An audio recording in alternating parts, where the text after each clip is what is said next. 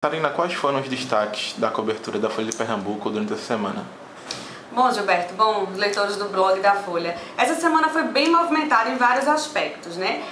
O primeiro local, a gente está acompanhando a situação do IML, do Instituto de Medicina Legal, que essa semana a gente teve uma semana bem atípica. Começou com a operação padrão dos médicos legistas, que a gente acompanhou. Então a situação lá ficou crítica, com vários corpos aguardando para serem necropsiados. E a gente acompanhou essa história, tanto do ponto de vista do médico, como do ponto de vista dos familiares que estavam sofrendo, querendo, né, enterrar seus mortos e não podiam, porque estavam aguardando a liberação. Então, no começo da semana, houve a interdição, né, de algumas salas pelo CREMEP, por conta das condições de utilização das salas, que elas estavam realmente em estado, digamos assim, bem ruins.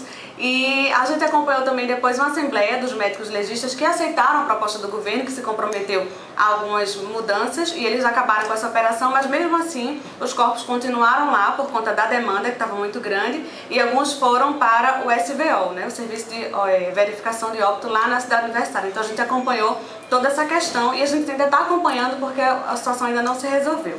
Além disso, o outro caso de destaque aqui no Grande Recife foi o desaparecimento, né, do professor da Universidade Federal de Pernambuco, Hélio Pacheco, que sumiu no dia 16. E o caso foi à tona essa semana e nessa sexta-feira o corpo foi encontrado, né? No caso foi reconhecido, o corpo estava desde quarta-feira no IML e por conta da greve do IML ele ainda não tinha sido reconhecido. Foi reconhecido nessa sexta-feira e a gente ficou sabendo que ele foi encontrado na Muribeca na quarta-feira o corpo e morreu com um tiro na cabeça. Então esse foi um outro destaque também de Grande Recife essa semana. O outro caso, né, que eu acho que todo mundo repercutiu no mundo inteiro, dessa vez foi na área de cultura, que foi a morte da atriz Elizabeth Taylor, que morreu nos Estados Unidos aos 79 anos, vítima de problemas cardíacos. Então acho que o cinema ficou de luto, né? Perdeu a sua grande diva, e a gente trouxe com grande destaque essa questão. Em política, foi uma semana realmente bem movimentada com a eleição do novo presidente do TRE, Ricardo Paz Barreto, com o novo presidente do Tribunal de Contas do Estado, que vai exercer um mandato tampão, que é Marcos Loreto, e também com a questão do julgamento do Ficha Limpa, né, do caso aí do Ficha Limpa, que o Supremo Tribunal Federal decidiu que a lei não vai valer para as eleições de 2010 e a repercussão disso foi bem grande.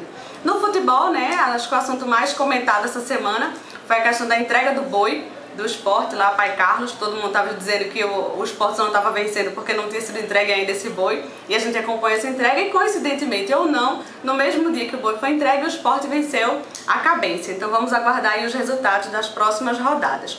Em Planeta a gente continua acompanhando a história do Japão, todo mundo querendo saber como é que está essa questão, inclusive por conta dos alimentos e da água, que estavam contaminados por conta da radiação, e a gente está acompanhando isso. E paralelamente à questão do Japão, em Planeta também tem outro assunto de grande destaque, que é a questão da Líbia, que as forças de coalizão atacaram ao longo de toda a semana as tropas de Muammar Gaddafi, e a gente está acompanhando essa história.